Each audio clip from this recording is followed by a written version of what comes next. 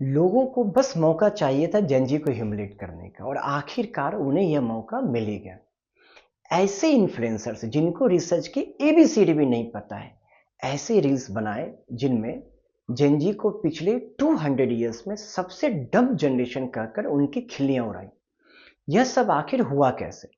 Actually doctor Jared Connie नामक neuro scientist ने अमेरिकी सेनेट को एक रिपोर्ट सबमिट की है, जिसके अकॉर्डिंग जेन जी लास्ट 200 ईयर्स में पहली ऐसी जनरेशन है जिसकी एवरेज आईक्यू प्रीवियस जनरेशन से कम है।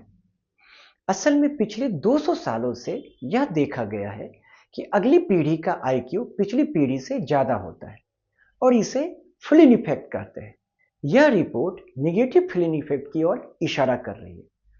जब मैंने यह सेंसेशनल रिपोर्ट देखी तो as a health policy analyst मेरा मन हुआ कि इस रिसर्च के डिटेल्स देखो। विश्वास नहीं करोगे भाई, कोई रिसर्च अवेलेबल ही नहीं है। सिर्फ सेंसेशनल न्यूज है प्रिंट और इलेक्ट्रॉनिक मीडिया पर। सिर्फ एक न्यूरो साइंटिस्ट की रिपोर्ट के आधार पर इन महानुभावों ने एक पूरी पीढ़ी को मंदबुद्धि करार दिया। जब मैंने टॉपिक को बहुत खंगाला तो मुझे एक क्रेडिबल रिपोर्ट मिली जो 2018 की नॉर्वे की एक रिसर्च है, और वह जेनजी के बारे में है ही नहीं।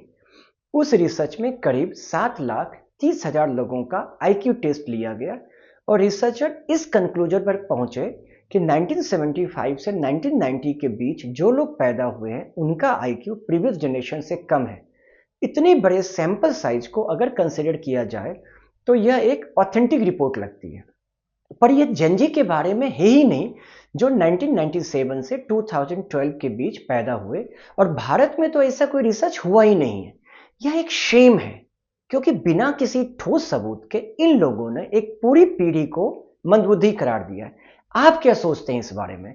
कमेंट सेक्शन में अपने थॉट्स बताओ और जेनजी को ज्यादा से ज्यादा शेयर करें, और उनको भी शेयर करें जो जेनजी को स्टूपिड बोल रहे हैं सिर्फ एक न्यूरो साइंटिस्ट की रिपोर्ट के बेसिस पर।